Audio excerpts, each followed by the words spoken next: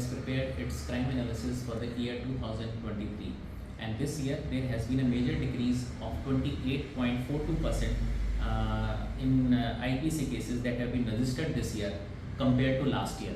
Where last year there were 1073 IPC cases, this year there have been just 768 IPC cases that have been registered. As far as heinous cases are concerned, there has been a major decrease in the number of heinous cases that have been registered this year.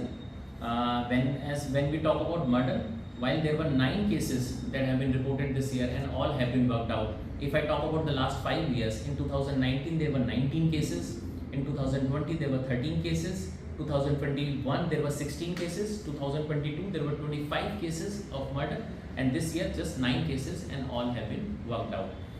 As far as rape and POCSO cases are concerned, this year there has been slight increase from 32 to 24 rape cases. However, in all the cases, both the victim and the accused are known to each other. In maximum cases, they are elopement, which turn out to be a rape case.